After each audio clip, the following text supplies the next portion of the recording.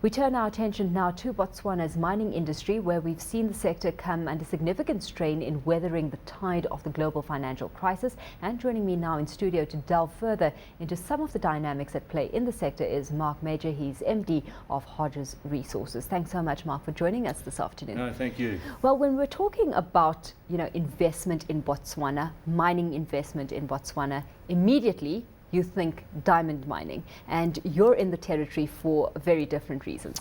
Yes, totally. Look, obviously diamond mining is a big part of Botswana's economy, and coal is what we're focusing on, and hopefully that'll be the next driving force for Botswana going forward. Well, just yesterday on our morning show, we were talking about the investment merit the coal story boasts right now. It's a story that's being talked about widely, despite the threat of slowing economies globally. What's your perspective on the industry and the potential right now? Yeah, look, I think the energy industry in a whole, as worldwide, is basically changing. It was focusing on uranium and developing uranium, but in the end of the day, we need energy now, and coal is what everybody has. Power stations are quicker to build, and the focus, obviously, as Hodges is energy. But we see Botswana and the energy cycle in Southern Africa, as well as the export potential from the Southern African continent, as a major part. What resource capacity exactly are you tapping into in Botswana? Oh, look, we believe with our two projects we have there, at the moment we've got an exploration target looking at around 2.6 billion tonnes of thermal coal. So it's quite a large one, and that's only over about a third of our total prospecting licences. Of course, mining and where it's being done has been under the spotlight, first because of cost pressures that miners face, and that's something you're going to be incurring specifically when it comes to this coal mining operation, in that you're going through with diamond drilling processes which are more expensive. Yeah, totally. Look, we're looking at diamond drilling. Basically, it is more expensive, but when you compare it to, say, the information you get out of it, rather than, say, reverse circulation drilling or other open hole drilling, you're gaining a lot more information, a lot more knowledge, and with that we'll be able to make better assessments and be able to determine quicker what we want to do with this coal, what its capability of this coal is, with how far we have to wash it, if we want to go to the big export markets, and any other implications that come into it. And if you can go into those big export markets, because a big focus will be on the quality of that coal. Oh yeah, definitely. Look, I think the focus is definitely on quality, and that's why Botswana hasn't been hit previously, and everybody's focused on the high quality coal, such as Newcastle coal in Australia. But the market's turned now. We're seeing a lot of the Indian groups now buying coal, which has a calorific value of around 4,200, 4,500 kcal.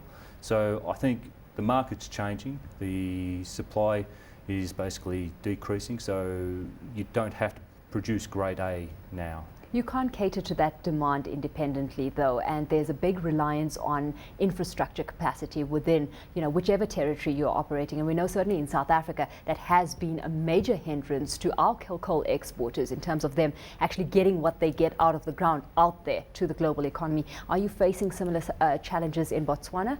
Oh yeah, obviously. Botswana is a landlocked country for one, but given that the rail infrastructure that is proposed, the government has proposed two alternative routes, or two routes, other than the one that's existing at the moment, which is basically through South Africa. South Africa's at capacity, it's got bottlenecks, so we don't even envisage using this one. The Trans-Kalahari Railway, the Botswana government's been very proactive on that, and they hope to get that built and underway very soon. Then there's the other route which goes through Zimbabwe and Mozambique, which has been on the cards. Throwing the spotlight on, where mining is being done again is also potential shifts in policy regime. What operating environment are you looking at in Botswana in that regard? Look, the government's very proactive. Obviously, they've put a moratorium on a lot of the prospecting licences for coal as of March this year, I think it was. But all the prospecting licences that are already granted are legitimate, so it's only the prospecting licence for the future. Now, basically the idea of that is the Botswanan government want to make sure that they get their coal roadmap they determine basically the strategy going forward for Botswana, because it is a big asset for Botswana. They don't want to lose out with it, so they're obviously looking at it strategically, how they are placed in the future and how they manage their policies going forward for their future coal development. Your view on some of the rhetoric that's happening here in South Africa with regards to nationalisation of mines, what's your position there? Yeah, look, I look at nationalisation, and I've spent many of my life over in South America, where I've seen Peru go through a nationalisation and then come out the other end of it, and it hasn't been a pretty picture. It basically, infrastructure doesn't get built. The country doesn't really develop. The people, yeah, you might get a win, but I think the realism of it is, prices of everything are going to go up as the world goes up. Nationalism is something that's going to put you back steps, and people are just not going to want that investment cycle. They'll have to go somewhere else, and won't come back.